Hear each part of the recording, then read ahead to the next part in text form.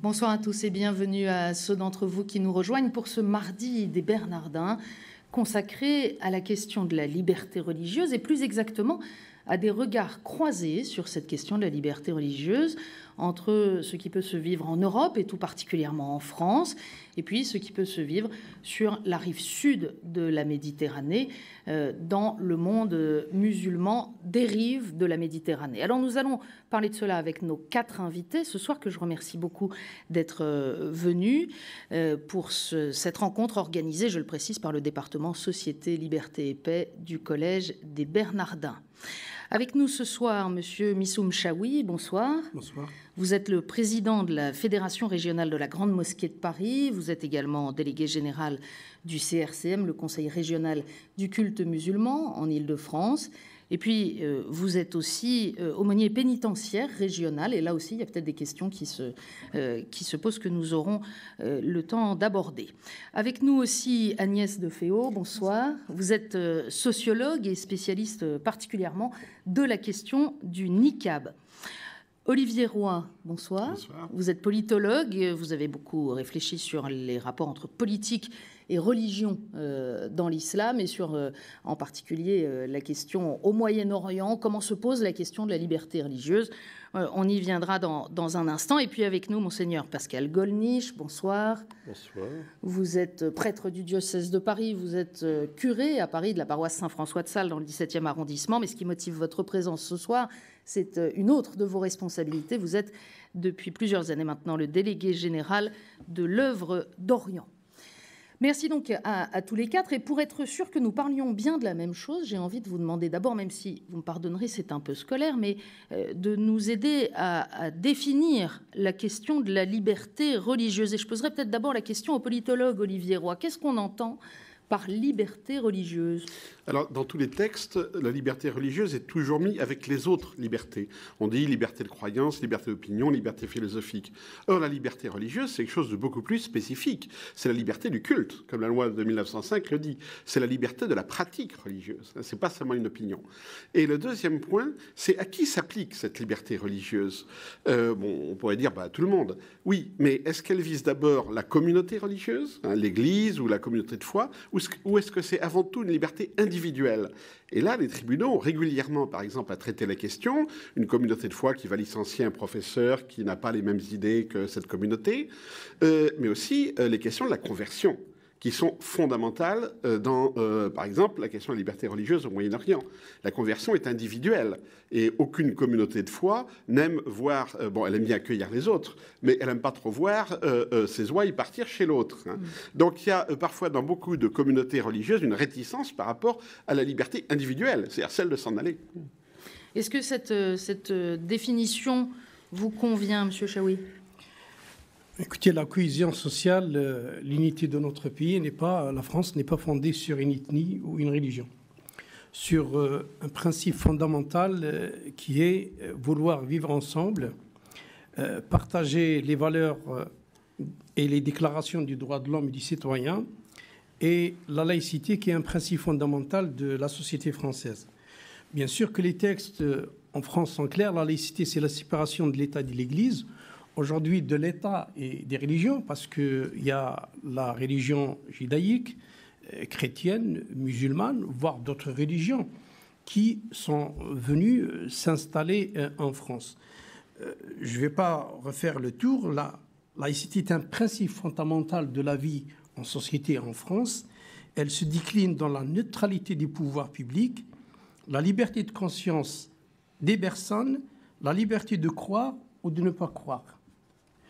Et la laïcité n'est pas le contournement ou le reniement des religions, mais au contraire, elle la protège. Donc l'article 1 et 2 de la Constitution sont assez explicites. La République ne reconnaît pas, ne subventionne pas les religions, à l'exception, on reviendra peut-être tout à l'heure, des aumôneries dans les différents domaines. Donc la laïcité est une loi qui, bien sûr, s'applique à la religion, mais aussi une certaine liberté individuelle de chaque personne de croire ou de ne pas croire. Mais est-ce que cette vision de la liberté religieuse, telle que l'a définie la laïcité, puisque vous l'avez définie par la laïcité, mais est-ce que cette vision de la liberté religieuse, à la fois collective et individuelle, que vient de nous donner Olivier Roy, elle correspond, comme musulman, à votre définition de la liberté religieuse? Bien sûr que 99% de musulmans en France acceptent le principe de la laïcité et le partagent tous les jours dans leur vie quotidienne.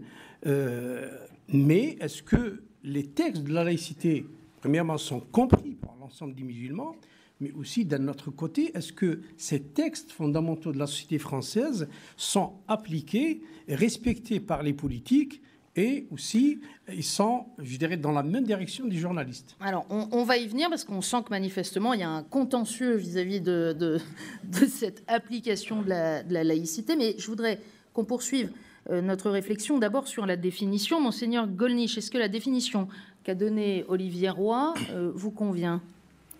Oui, bien sûr. Je voudrais souligner que, de fait, il faut distinguer liberté de culte et liberté religieuse. Il y a une liberté de croire, de prier, qui au Moyen-Orient, d'ailleurs, est respectée dans tous les pays, à l'exception d'un seul, l'Arabie saoudite, où la liberté de culte est absente. Et puis il y a une liberté religieuse qui est aussi la liberté de professer sa foi, restant sauf l'ordre public, au-delà du bâtiment de culte, la capacité de la mettre en œuvre, la capacité de changer de religion ou la capacité de décider de ne plus en avoir. Et là, cette liberté religieuse est au Moyen-Orient plus difficile, sauf peut-être au Liban.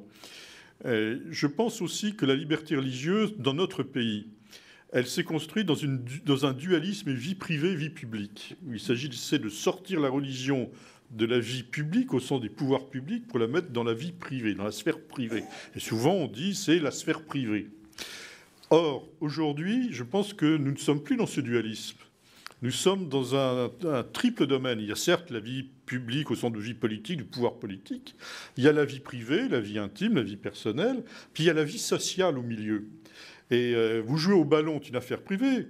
Vous faites une Coupe du Monde de football, ça devient un événement social. Et il est important de dire que les religions font partie de la sphère sociale de l'existence, font partie de la vie sociale. Et à ce moment-là, il faut bien que et vie privée et vie publique s'articulent avec ce domaine de la vie sociale. De fait, si on prend la définition que donne l'ONU de la liberté religieuse, qui est très très longue, je vais vous en épargner la lecture, mais un des tout premiers attendus, c'est la liberté de manifester sa religion ou ses convictions en public et en privé, individuellement ou en commun. Alors, justement, on a senti dans le propos de Missoum Chaoui qu'il y avait manifestement des points de débat sur la pratique ou sur l'exercice de la laïcité. J'imagine, Agnès de Féau, que vous voyez bien à quoi il fait référence. En fait, je voulais juste rajouter un tout petit point par rapport à la liberté religieuse. Ce qui est intéressant, c'est que du point de vue des femmes portant le niqab, la France ne respecte pas la liberté religieuse. Oui, voilà. Donc, c'était le sens de ma question qui était peut-être un peu obscure, mais c'est que, donc, d'un point de vue musulman, le fait que il y a une loi en France qui interdise le port du voile dans un certain nombre de circonstances. C'est une atteinte à la liberté religieuse? Alors, je dirais peut-être pas du point de vue musulman, mais en tout cas du point de vue des femmes qui sont interdites soit d'école, soit d'espace public, c'est évidemment une atteinte à la liberté religieuse. Donc peut-être aussi il faut comprendre que, en général, les femmes qui sont visées par ces lois qu'on pourrait dire coercitives, puisqu'elles les interdisent d'entrer dans un certain milieu, ces femmes-là sont des femmes françaises qui sont nées en France, qui ont été éduquées dans les écoles de la République, qui ont appris le b.a.-ba justement des droits de l'homme et des libertés fondamentales. Donc elles, effectivement, elles jugent la France comme un pays non libre, un pays restrictif. Restrictif et ne respectant pas la liberté religieuse. Donc vous voyez, ça peut être intéressant de se placer du point de vue de ces minorités. Mais alors, je ne parle pas du tout du point de vue musulman, bien sûr. Alors, Monsieur Chaoui, si on étend ça, est-ce que d'un point de vue musulman, et c'est toujours difficile et dangereux de faire des généralisations, mais est-ce que d'un point de vue musulman, on peut avoir le sentiment qu'en France, il y a des restrictions à la liberté religieuse du fait de la loi sur le port du voile ou sur les signes ostensibles ou des... Tout à fait. Je reviens au texte. La République assure la liberté de conscience. Elle garantit le libre exercice du culte, sous la seule restriction que ces manifestations religieuses ne portent pas atteinte à l'ordre public.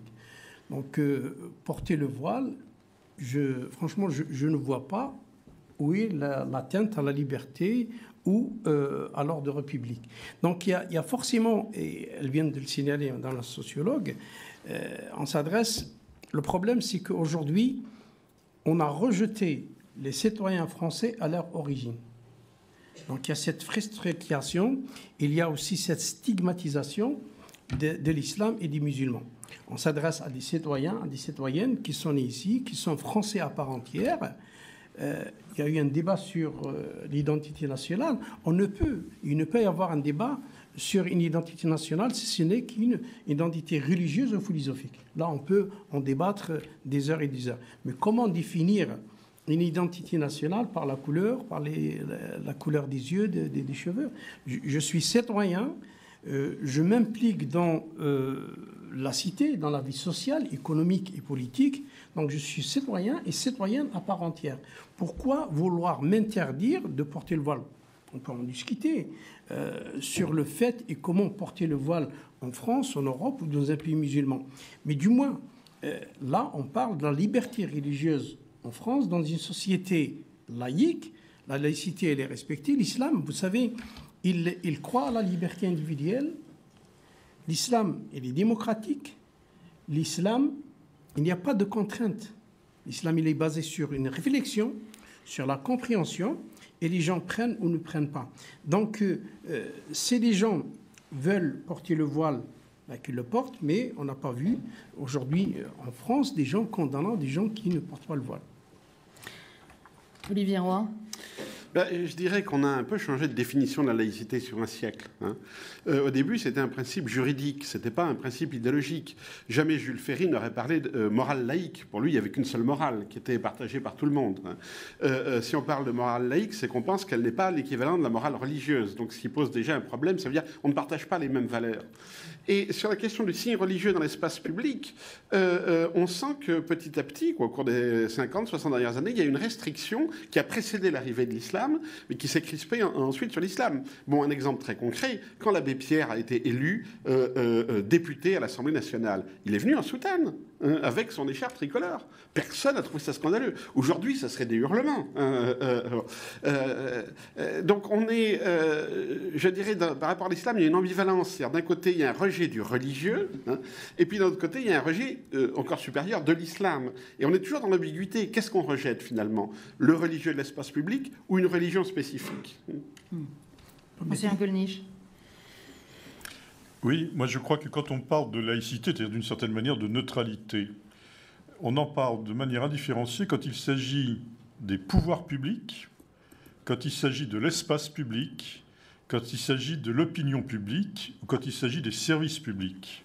La neutralité qui est prévue par nos textes constitutionnels, c'est la neutralité des pouvoirs publics. Dans un récent rapport remis au ministre de l'Éducation nationale, en prévision de l'enseignement de la morale de la maternelle à la terminale. Et je vous invite vraiment à lire ce rapport, il est fort instructif.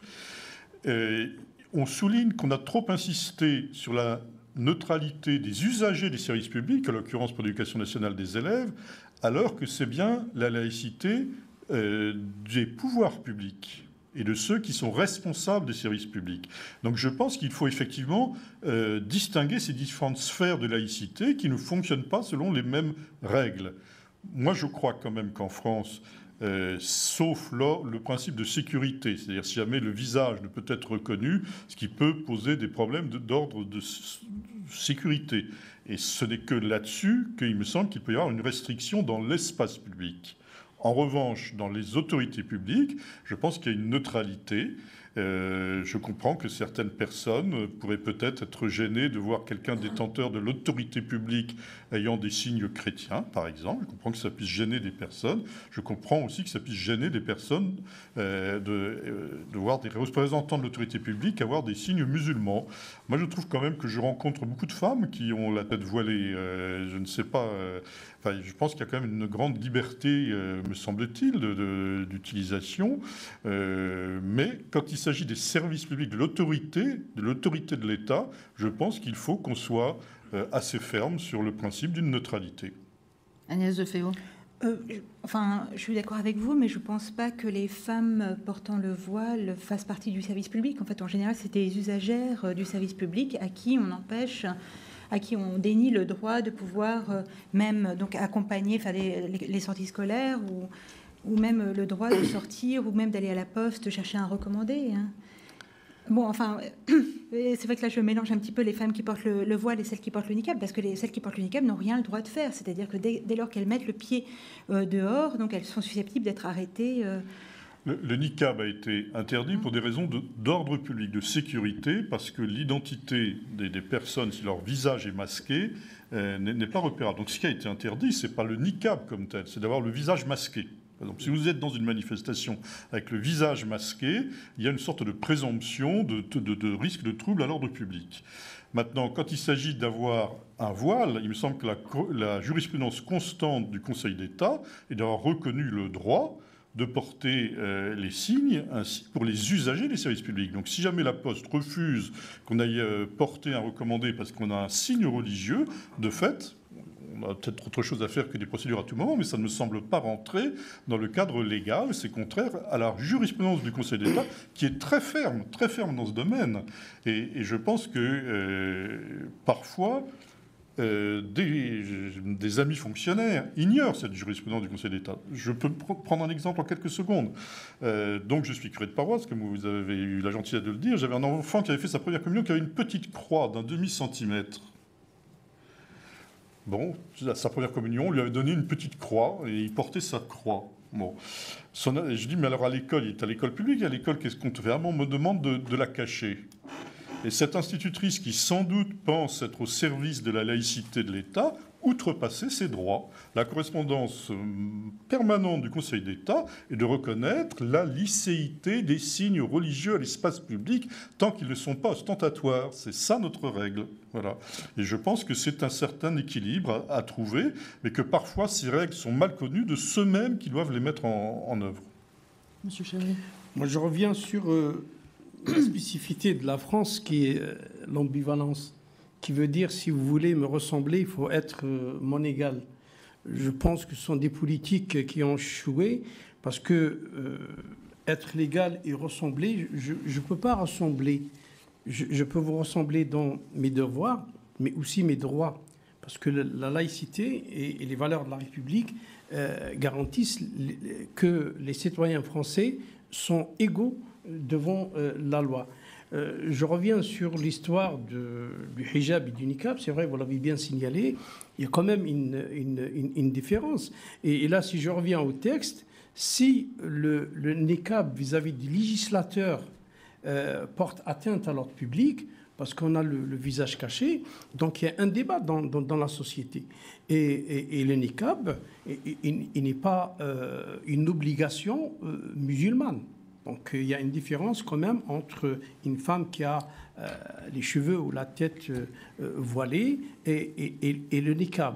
Donc ça, on peut en débattre, et je ne vais pas rentrer dans les textes, que ce soit d'un point de vue religieux, ou comment ces religieuses qui portent le hijab et le niqab, d'ailleurs, aller porter une lettre si on est voilé et il y a un refus, aller accompagner ses enfants à l'école, alors que ce sont des Françaises à part entière. Donc là, il y a débat, et je pense que la loi elle-même n'est pas respectée. Mais pour le coup, le niqab a été très emblématique au terme du grand débat qu'il y a eu d'ailleurs en plusieurs séquences en France. Et il est devenu emblématique d'une sorte de risque de fondamentalisme religieux et de refus de la culture française aussi. Oui, effectivement, en fait, le niqab a incarné le risque de ce radicalisme musulman, c'est-à-dire qu'il était matérialisé, ce risque, dans ces femmes qui étaient accusées d'être des terroristes potentiels et de représenter un danger pour les Français. Mais le problème, c'est que c'est toujours la même chose. Je comprends très bien qu'on puisse ne pas percevoir de l'extérieur, quand on est de l'extérieur, donc on peut projeter tout ce qu'on veut sur ces femmes, on peut imaginer n'importe quoi. Moi qui les connais bien, parce que je travaille depuis des années, presque depuis 10 ans, sur les femmes portant le voile intégral, donc je fais des entretiens, je les suis, j'ai réalisé des documentaires justement sur elles, donc je filme les entretiens que je fais avec elles, donc vraiment je les connais très bien. Donc il y a beaucoup plus d'ingénuité qu'on ne peut le croire. elles le font très souvent pour des raisons personnelles qui ne représentent absolument aucun danger pour la société. Et c'est là qu'il y a un malentendu, en fait, entre l'extérieur et elles. Donc, elles vont vivre extrêmement mal, évidemment, l'interdiction qui est faite. D'ailleurs, vous savez que, en fait, cette loi a été complètement contre-productive, puisqu'il y a eu beaucoup plus de femmes qui portent le niqab, qui ont commencé à porter le niqab, et surtout beaucoup davantage de convertis. Donc, aujourd'hui, il n'est pas rare d'aller dans une mosquée et de voir des femmes portant le niqab. Quand on leur demande depuis quand elles le portent, elles se sont converties. Donc après la loi, donc cette loi de 2010 d'interdiction de dissimulation du visage dans l'espace public a suscité énormément de conversions chez les femmes, et elles commencent même à le porter directement le premier jour de la conversion. Moi, c'est pas rare de rencontrer une femme nouvellement convertie qui porte directement le niqab. Donc vous voyez, en fait, cette loi a un message aussi de refus par rapport à cette loi. Olivier Roy, vous vouliez réagir. Quand vous avez dit c'est un refus de la culture française, oui et non. Ça n'est pas un refus de la culture française au nom d'une culture étrangère. Parce que ces femmes qui portent le niqab n'expriment en rien une autre culture. Elles expriment au contraire la déculturation, la perte de la culture. Elles ne se réfèrent pas à une culture musulmane spécifique. Comme le disait Agnès de Féau, il y a énormément de convertis. Dans les enquêtes qu'on a pu faire ici et là, on a le chiffre à peu près d'un tiers de convertis chez les femmes en niqab. C'est absolument énorme. Et elles se comportent comme beaucoup de convertis. C'est-à-dire, on prend ce qu'il y a de plus fort dans la religion qu'on rejoint. Les convertis, ils rejoignent pas une culture. Ils vont pas se mettre à apprendre l'arabe, à s'habiller traditionnellement, etc. Ils veulent du pur religieux. Et c'est ça, qui les rend visibles et qui les rend dérangeants, bien sûr. Personne n'aime les convertis, en fait. Ils sont un problème pour tout le monde. Pardon, aussi dans la salle. Bon. Donc, je crois qu'on fait une erreur quand on voit dans la burqa l'expression d'une culture étrangère non assimilable. Ce sont soit des convertis, soit très souvent des paumés qui se refont une vie, qui se refabriquent une vie et qui en rajoutent dans une espèce d'orthodoxie beaucoup plus imaginaire que fondée sur la théologie. Alors, cela dit, ce qu'on a dit jusque-là, c'est l'exercice concret de la liberté religieuse et des limites qui sont posées dans le cadre de la laïcité en France. Mais on a bien dit que ce soir, on allait croiser des regards entre le nord et le sud de la Méditerranée, où pour le coup, le concept de laïcité n'est pas forcément très développé, en tout cas pas à la française, qui est une singularité parfaitement nationale. Pascal Gollnisch, la liberté religieuse au sud de la Méditerranée, ça existe aujourd'hui ? Ça existe au Liban, je le dis sincèrement. Ça veut dire que la liberté religieuse, au-delà de la liberté de culte, qui est donc de pouvoir sortir de ces lieux de culte pour professer publiquement sa foi, pour changer de religion, pour la mettre en œuvre, restant sauf un ordre public, ou décider de ne plus en avoir, force est de constater que ça ne se fait qu'au Liban, parce que dans d'autres pays, une personne qui change de religion met sa vie en danger. Voilà, je le dis avec beaucoup de tristesse d'une certaine manière, car je pense par ailleurs, pour que ce soit bien clair pour tous, que les chrétiens au Proche-Orient n'ont d'avenir qu'en tant qu'amis des musulmans, et que la plupart des musulmans veulent être amis avec les chrétiens, et que musulmans et chrétiens de bonne volonté veulent ensemble prendre en main leur pays et le faire avancer vers de la modernité. Donc mon propos n'est pas contre qui que ce soit, mais c'est un constat. Je constate que si, par exemple, un musulman devient chrétien, eh bien, sa vie est mise en danger. Je le regrette, c'est ainsi. Voilà. Et donc je considère donc que la liberté de culte est réalisée, que pour la liberté religieuse, il y a certainement des avancées à faire. Mais excusez-moi de revenir en arrière.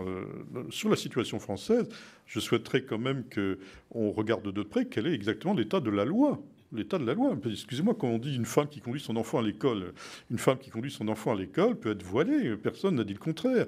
Le problème se pose quand elle contribue au service public comme auxiliaire de l'école, qui est autre chose. Il y a un cas dans l'actualité en ce moment encore, effectivement, d'accompagnement de je suis surpris que la Poste empêche les femmes voilées de porter des recommandés. Je suis surpris que les écoles empêchent les mamans voilées d'emmener les enfants. Je veux dire, il faut aussi regarder la loi pour qu'elle est. Car je pense quand même que le rapport à la loi est important. Il faut de la pédagogie, il faut de l'accompagnement, il faut du respect.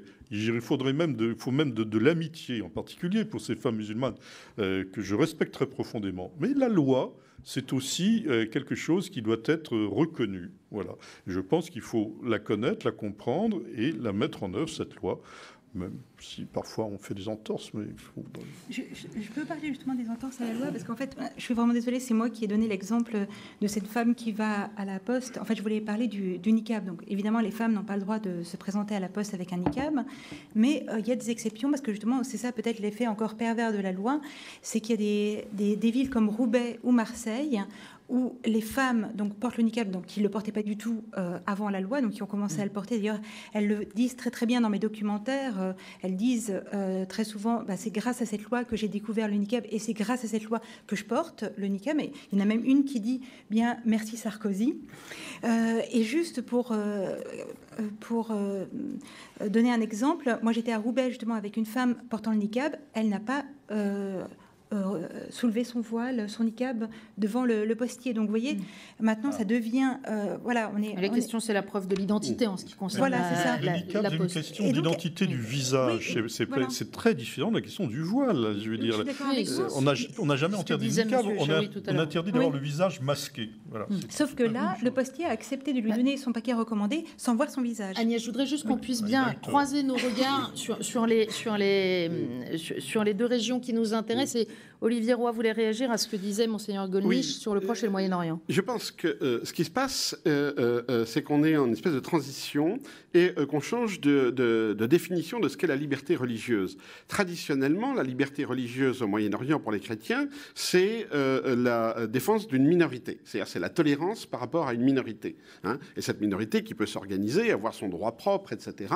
Mais c'est une minorité. Sauf au Liban, bien sûr, pour des raisons statistiques qui expliquent que ça ne fonctionne pas de la même manière sur le plan politique. Et les églises traditionnelles du Moyen-Orient, donc catholiques et orthodoxes, défendent cette conception, je dirais, de communautariste, si je peux dire, de l'Église. Fichez-nous la paix, quoi. Laissez-nous nous organiser nous-mêmes, etc. Et ce qu'on voit arriver maintenant, c'est une nouvelle définition de la liberté religieuse qui est celle comme droit de l'homme ou de la femme individuelle. C'est la conversion. Et là, les choses, donc, c'est très tendu, évidemment, parce que la conversion met en jeu l'identité, la continuité, la stabilité des communautés, que ce soit les musulmans ou les chrétiens. Mais le converti, lui, il ne se réclame pas de la tolérance, il ne se réclame pas du droit des minorités, il se réclame du droit individuel. Or, les gens se convertissent. Et je suis d'accord qu'on a énormément d'exemples de chrétiens qui sont menacés quand ils se convertissent. Mais on ne pense pas à ceux où il ne se passe rien. Je veux dire, en Algérie, vous avez une église évangélique algérienne maintenant, de 15 à 20 000 personnes. Le président de la Fédération protestante d'Algérie est aujourd'hui un musulman converti. Jusqu'à maintenant, c'était en général des Suisses francophones, hein, pour qu'ils soient ni français ni arabes. Bon. Et à la fin des années 90, la Fédération a choisi un converti. Quand il est allé se faire enregistrer, parce qu'évidemment, c'est un État assez centralisé, on a dit ah non, vous ne pouvez pas. C'est l'apostasie, vous n'avez pas le droit. Il a dit montrez-moi le texte de loi, et il a fini par obtenir raison, c'est-à-dire que il est enregistré comme président de la Fédération protestante. Il se passe pratiquement rien. On n'entend jamais parler. Bon. Au Maroc aussi, alors, au Maroc, l'État a refusé l'enregistrement des pasteurs, qui sont marocains. Hein. L'État a expulsé les missionnaires qui étaient protestants américains, mais trop tard, si je peux dire. Maintenant, vous avez des pasteurs qui sont là, qui sont des locaux. Alors l'État fait semblant, l'État marocain se réclame du modèle de la Mivilude, c'est-à-dire la laïcité française. On ne les poursuit pas parce qu'ils se sont convertis, on les poursuit parce que c'est un trouble à l'ordre public. Hein. Des choses comme ça. Mais vous avez maintenant un phénomène croissant de conversion individuelle dans tous les sens. Et ça déstabilise les anciennes, je dirais, équilibres hein, qui s'étaient fondés sur ma communauté, c'est ma communauté, ta communauté, c'est ta communauté, on ne se mélange pas. Bon, par exemple, l'évêque catholique de Rabat dit ouvertement qu'il ne baptise pas. Voilà. Il explique très bien pourquoi il ne baptise pas. Bon. Donc du coup, c'est pour un jeune Marocain qui veut se convertir au catholicisme, c'est pas la peine d'aller frapper à l'évêché. Où c'est qu'il va aller hein? Vous avez une mission évangélique protestante à côté qui, eux, baptisent hein, et à la lance d'incendie. Hein. Et ça marche. Monsieur Chaoui, vous voulez réagir? Oui. Sur la liberté religieuse dans le Moyen-Orient, permettez-moi de citer Coran 5, Sourate 48. « Si Dieu l'avait voulu, il aurait fait de vous une seule communauté. Mais il a voulu vous éprouver par le don qu'il vous a fait, cherche à vous surpasser les uns les autres dans les actions bonnes. Tous vous retournez à Dieu, alors il vous éclairera au sujet de vos divergences. » La liberté religieuse, et je remercie Oliveira d'avoir signalé que dans le monde musulman, ou même dans le Maghreb, elle a toujours existé, dans la mesure où il y a des églises, et les gens pratiquent la religion. Maintenant, c'est une infime minorité. Ceux qui veulent changer de religion ne veulent pas forcément dire qu'il n'y a pas de liberté religieuse pour les chrétiens, pour les catholiques ou pour les juifs. D'ailleurs, le prophète de l'islam, quand il est monté de Médine, de la Mecque à Médine, pour la consolidation de la société musulmane, il a choisi 3 piliers. Premièrement, la construction du lieu de culte. Deuxièmement, la réconciliation entre les immigrés et les ansars. La troisième, c'est le relationnel qu'il a tracé à Médine entre les musulmans, les gens du livre, les chrétiens et les juifs. Et il a dit que Bani Qurayza, ce sont une tribu de juifs, ce sont une communauté de la communauté musulmane. Donc cette liberté religieuse, elle a toujours existé du temps du prophète de l'islam. Elle existe dans les pays musulmans, dans le Moyen-Orient et dans le Maghreb. Je ne vois pas de problématique en ce qui concerne la liberté religieuse en elle-même. Ben écoutez, je ne suis pas d'accord avec vous. D'abord, je parlais de l'Orient, je ne parlais ni du Maroc, ni de l'Algérie, ni de la Tunisie, qui ne sont pas en Orient, faut-il le rappeler. Je constate quand même qu'en ce qui concerne le Maroc, nos mairies républicaines, chez nous, en métropole, lorsqu'une Marocaine et un Marocain veulent se marier, demandent le certificat de coutume. Et pourquoi on demande le certificat de coutume? C'est pour être sûr que l'épouse est bien musulmane. Voilà. Ça fait partie de cette manière dont nous ne savons pas vivre notre laïcité. Il est totalement anormal qu'une mairie française réclame un certificat de coutume. Ça me choque comme républicain. Voilà. Deuxièmement, j'entends bien ce que vous me dites en me citant le Coran. Je ne veux pas entrer dans une querelle de citations. Enfin, ce que je constate, c'est un fait. C'est un fait. Si vous voulez, un musulman égyptien, une musulmane égyptienne qui veulent devenir chrétiens ont leur vie en danger. Et on sait très bien que le groupe familial va tenter de les poursuivre. Encore une fois, je regrette de devoir le dire parce que je le redis, nous, à l'œuvre d'Orient, nous voulons un dialogue entre chrétiens et musulmans. Nous avons des amis musulmans, nous savons que tout le respect que nous avons et l'amitié que nous avons pour les musulmans. Et justement, l'amitié, elle m'invite à dire des vérités. Les vérités, c'est que voilà, un musulman qui veut devenir chrétien met sa vie en danger. Et je pense que cette liberté religieuse n'est pas suffisamment respectée, au sens où, certes, je vous l'accorde, il y a une liberté de culte, sauf en Arabie Saoudite, mais au-delà du culte, vous voyez, le culte, c'est être dans une église pour faire ses prières ou éventuellement un enseignement dans l'église. Ça, c'est la liberté de culte. Mais si on commence à sortir de l'église pour proclamer sa foi, pour la mettre en œuvre socialement, etc., je pense qu'il y a des difficultés qui montrent que je ne crois pas que cette liberté religieuse soit aussi vivante que cela au Moyen-Orient. Excusez-moi, je voudrais revenir sur la question du groupe, de la minorité. Oui, en effet, vous avez tout à fait raison, il y a une évolution. Le principe du respect d'une minorité, c'était un héritage ottoman, où finalement, l'évêque, le patriarche, était le représentant pour sa communauté devant le sultan, et le sultan tolérait un certain nombre de règles propres à chaque communauté, moyennant d'ailleurs un statut, des impôts particuliers, etc. Et que de fait, il y a une évolution qui est l'évolution vers la pleine citoyenneté. Et la question qui se pose aujourd'hui, c'est non pas de savoir si on peut avoir de la tolérance pour une minorité, mais si on reconnaît la pleine citoyenneté pour chaque individu, quelle que soit sa religion. Et de fait, c'est une nouvelle problématique, plus moderne, je crois, et qui est à construire. Autant d'ailleurs qu'en France, il s'agit de reconnaître, comme on l'a dit, la pleine citoyenneté pour chaque individu. Oui, c'est pour ça qu'il y a un lien très net entre, je dirais, l'évolution de la liberté religieuse et ce qu'on a appelé le printemps arabe.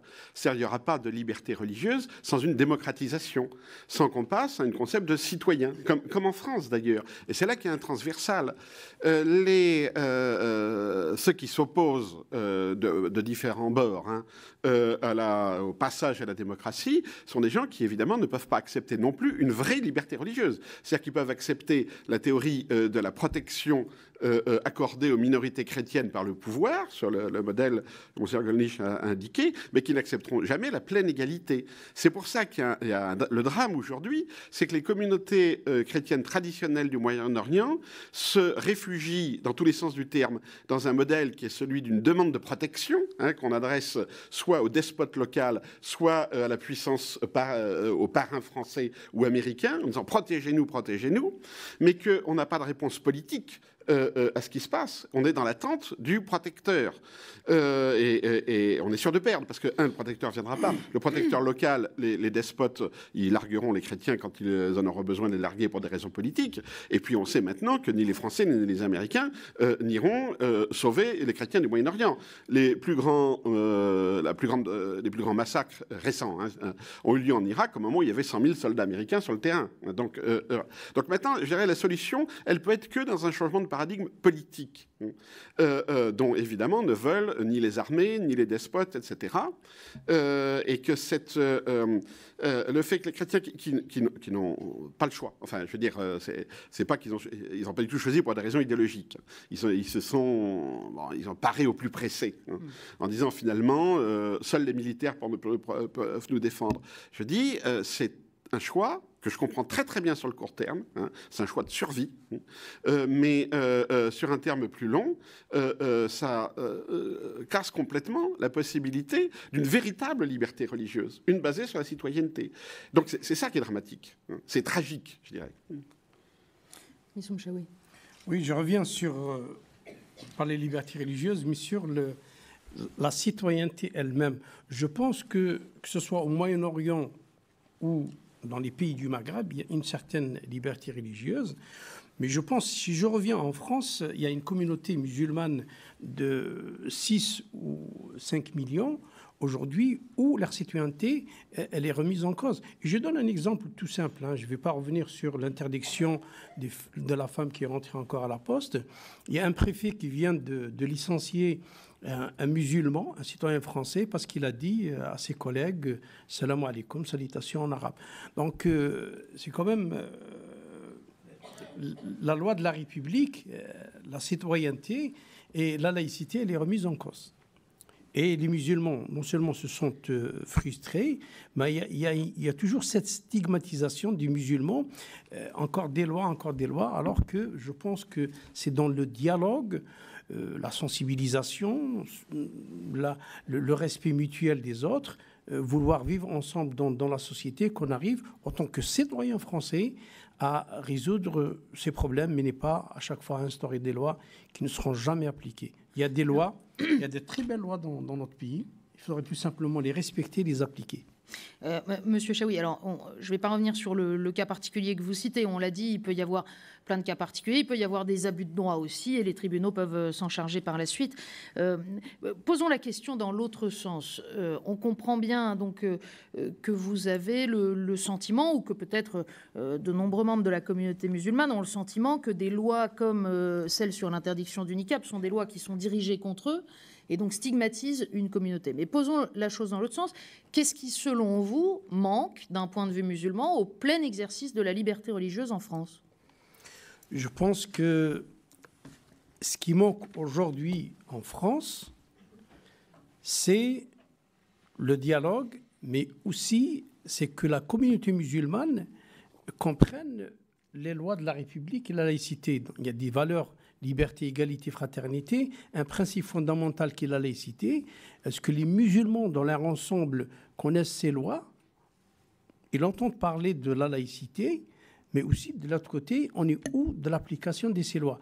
Mais les musulmans, je le dis, dans les 99% en France, respectent les principes fondamentaux de la laïcité, que ce soit dans les mosquées, dans les aumôneries, ou tout simplement dans la vie quotidienne, parce qu'ils sont tout simplement citoyens. Si je vous entends, il n'y a donc pas d'obstacle majeur ou pas de problématique majeure en dehors d'une question de meilleure compréhension pour ne pas rester sur des malentendus. Vous savez, on vit ensemble dans la société. Nos enfants vont à la même école, on va à la même poste, supermarché et marché, dans les différentes administrations. Croyez-moi, quand la politique ne se mêle pas de ces problématiques, les citoyens français ou même ceux qui sont résidents ne voient pas ces problèmes apparaître. Il y a une certaine harmonie dans la société entre nos voisins. Moi, j'habite un immeuble où nous sommes chrétiens, juifs, musulmans ou athées. Il n'y a jamais ce problème. Il y a des femmes qui sortent voilées, d'autres qui sortent en mini-jupe. Et chacun, il y a la liberté individuelle. D'ailleurs, même l'islam croit à la liberté individuelle. Il n'y a aucune contrainte. Rappel, tu n'es qu'un rappeleur, tu n'es pas un dominateur. Donc, il n'y a aucune contrainte en matière d'islam et de religion. Agnès de Féau, vous vouliez réagir? Oui, je voulais revenir un petit peu sur cette réflexion transversale donc, de ce soir, de comparer les deux rives de la Méditerranée. Peut-être que c'est un petit peu dangereux. Il ne s'agit pas de comparer, il s'agit de croiser les regards qu'on peut avoir. Enfin, justement, parce que le problème, c'est que de prendre, par exemple, l'exemple de l'Arabie Saoudite où le culte, la liberté de culte n'est pas assurée, c'est aussi, ça a été des arguments qui ont été avancés justement pendant la polémique concernant le port du niqab. On disait, oui, mais finalement, pourquoi est-ce qu'on leur accorderait ce droit-là, puisque les chrétiens, eux, n'ont pas le droit de prier en Arabie Saoudite, ou alors un musulman n'a pas le droit de se convertir au christianisme. Je pense qu'il faut faire vraiment attention, parce que les musulmans de France ne sont pas responsables des législations dans les autres pays musulmans, dans les autres pays du Moyen-Orient. Eux se sentent français et réclament, et c'est ça qui est intéressant, les musulmans de France réclament les mêmes droits que les Français. Et eux considèrent que le droit de porter même le niqab, même cette forme si paradoxale de vêtements, qui est sûrement incompréhensible pour la majeure partie des gens présents ici, ben, ça contribue à la liberté de vivre. Olivier Roy, finalement, en vous écoutant là, tous les quatre, on a le sentiment que en France, c'est presque une application plus sereine de la laïcité, de la non-intervention du pouvoir public, des pouvoirs publics dans les questions de religion qui est demandée, qui est souhaitée. Et en même temps, dans les pays du Moyen-Orient et dans les pays où l'islam est une religion officielle, religion d'État, il y a bien une adéquation entre le politique et le religieux. Bon, d'abord, le modèle français, comme ça a été dit, il est très particulier. Hein, il s'arrête du côté de Metz, hein, d'ailleurs. Nos voisins sont parfois... Moi, je vais en Italie, ils ne comprennent pas ce qui se passe en France. Nous, on ne comprend pas ce qui se passe en Italie, c'est une autre affaire. Donc, je crois qu'il ne faudrait pas concentrer la question des relations entre christianisme et islam à travers le modèle français qui est vraiment très spécifique. Mais sur ce que vous venez de dire, là, sur religion et politique, bon, c'est un cliché qui traîne partout en islam. Il n'y a pas de différence entre la religion et la politique. Bon, concrètement, regardez ce qui se passe aujourd'hui. Ça n'a rien à voir. Je veux dire, bon, vous avez en Égypte des tas de forces. Hein, vous avez des salafis, des frères musulmans, des libéraux, des laïcs, l'armée, des soufis, etc. Il n'y a absolument à aucun moment un alignement. Et des Coptes. Et des Coptes, oui, qui eux sont plutôt assez unis d'ailleurs. Vous n'avez à aucun moment un alignement des acteurs religieux. Les salafis, qui sont censés être les plus demandeurs de charia, se sont mis du côté de l'armée et ont finalement accepté un modèle de constitution qui est beaucoup moins islamique que celui que proposaient les frères musulmans. Aujourd'hui, si vous voulez, cette espèce d'idée, tout est politique en islam, tout est religieux en politique, ça ne marche plus. Et on le voit bien concrètement. Donc, au lieu de discuter sur ce que dit le Coran, bon, je laisse les gens compétents discuter de ce que dit le Coran, mais je dis, moi, ce qui m'intéresse, c'est la pratique des gens. Hein. Qu'est-ce qu'ils font dans les rues du Caire? Ils ne parlent pas de Coran dans les rues du Caire. On a quand même l'impression que, quelle que soit la complexité des alliances que vous évoquez, dans tous les cas, la situation des Coptes, qu'ils soient orthodoxes ou catholiques, ne s'améliore pas substantiellement. Parce que, ils sont devenus un enjeu de tout le conflit, c'est-à-dire de tous les conflits. Je veux dire, à un moment donné, tout le monde sera d'accord pour leur taper dessus. Donc c'est de leur grande angoisse aussi. L'armée est un grand massacreur de Coptes, se présente maintenant comme les défenseurs des Coptes. J'ai toujours pensé qu'il y avait un accord possible avec les frères musulmans. Les frères musulmans ne sont pas anti-chrétiens. Ils sont sur une base de tolérance, et pas du tout sur une base de liberté religieuse, au sens où ça a été dit. Mais on voit que ça bouge aussi chez les frères musulmans. Vous avez maintenant des frères musulmans qui acceptent la conversion, parce que c'est ça le critère. C'est quand on arrête de parler d'apostasie et qu'on parle de conversion libre. Voilà, c'est ça le critère où on voit qu'il y a une évolution. Et cette évolution, moi je la vois se faire dans certains milieux. Ce qui se passe aujourd'hui, c'est pour ça que j'ai écrit il y a 20 ans un livre qui s'appelait L'échec de l'islam politique, et ça se confirme tous les jours. Personne n'a le monopole de l'islam en politique. Alors évidemment, les gens peuvent faire des slogans comme les frères musulmans. Le Coran est notre constitution. Bon, les frères musulmans se sont retrouvés complètement isolés. Et les gens qui manifestaient contre eux, ce n'étaient pas des laïcs. C'était d'autres musulmans qui ne veulent surtout pas laisser aux frères musulmans le monopole de l'islam. Donc ce à quoi on assiste aujourd'hui dans le Moyen-Orient, c'est la diversification du champ religieux. Ce n'est pas la sécularisation du pays. Nous, Français, on aimerait bien qu'il y ait une sécularisation d'abord, et ensuite on pourra parler démocratie. Mais non, la sécularisation n'est pas nécessairement une condition pour la démocratisation. Ce qui est une condition, c'est la diversification du champ religieux. C'est que personne n'ait le monopole et qu'il y ait un débat effectivement religieux, entre religieux. Voilà. Que personne ne puisse dire j'ai la vérité. C'est très exactement ce qui se passe en Égypte, c'est très exactement ce qui se passe en Tunisie. Nahda était persuadé qu'ils avaient le monopole de l'islam en politique. Ils étaient persuadés que tous les imams de mosquées allaient mobiliser les gens pour eux. Ils étaient persuadés qu'ils tenaient le ministère des Affaires religieuses. Et d'un seul coup, qu'est-ce qu'ils s'aperçoivent? Une pétition d'imams de mosquées qui disent mais nous, on n'est pas les fonctionnaires du Nahda. Nous, on a nos mosquées, c'est notre affaire, ça ne vous regarde pas. Les oulamas qui avaient été très domestiqués par Ben Ali et Bourguiba, qui disent bon, ben, c'est l'occasion pour nous de redevenir autonomes. Bon, les oulamas ne veulent pas, en Égypte, le Al-Azhar, devenir un appendice de l'État. Ils veulent redonner une autonomie aux institutions religieuses traditionnelles. Donc, ce à quoi on assiste, c'est la condition première pour qu'il y ait un espace de liberté religieuse, c'est-à-dire que personne n'a le monopole de la religion et que le débat religieux est légitime, voilà, même s'il prend des formes violentes parfois. Monseigneur Gollnisch. Oui, moi pour ma part, je n'ai jamais évoqué la question d'une sorte de marchandage. Je te construis une mosquée si tu me construis une église, je te donne telle liberté religieuse si tu me donnes telle liberté religieuse. Moi, je ne suis pas du tout entré dans ces mécanismes qui, effectivement, je trouve assez malsains. Moi, je crois qu'il faut revenir devant des normes aussi objectives que possible.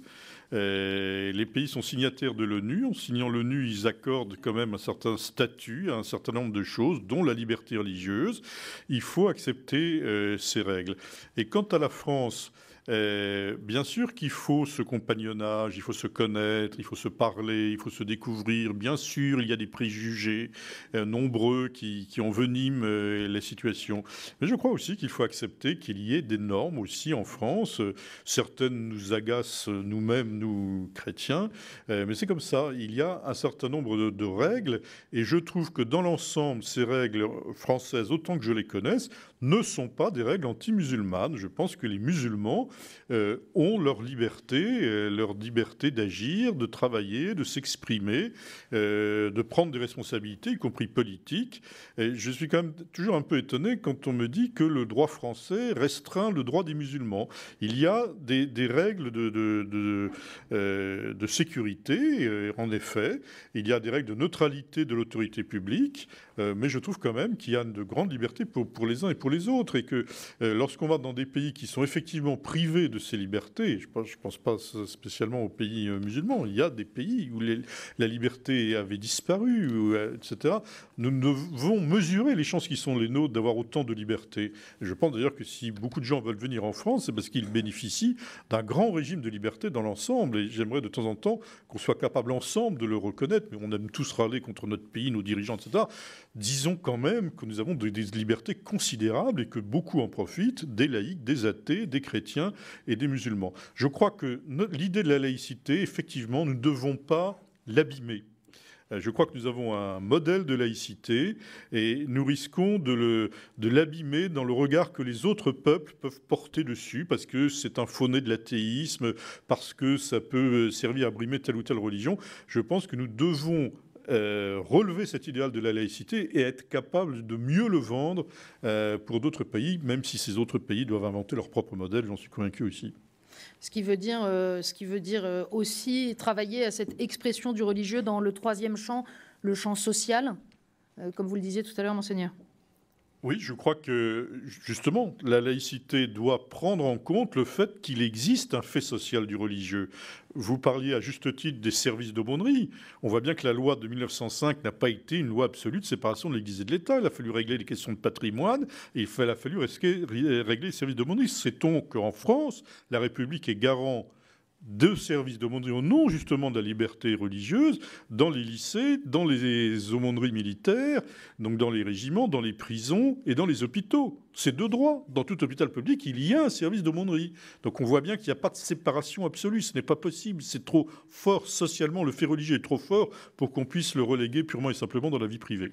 Merci à tous les quatre pour vos contributions. Évidemment, on aurait pu continuer encore très longtemps. Et alors, pour ceux que ces questions intéressent et qui aimeraient les creuser, je rappelle qu'il y a un programme de e-learning, de formation continue à la culture éthique et religieuse qui permet d'aller plus loin sur cette question de la liberté religieuse et sur bien d'autres. Ça s'appelle Agapan et ça se trouve sur Internet, évidemment, à www.agapan.fr. C'est une formation qui a été lancée il y a quelques semaines par le Collège des Bernardins. Merci infiniment à tous les quatre. À très bientôt.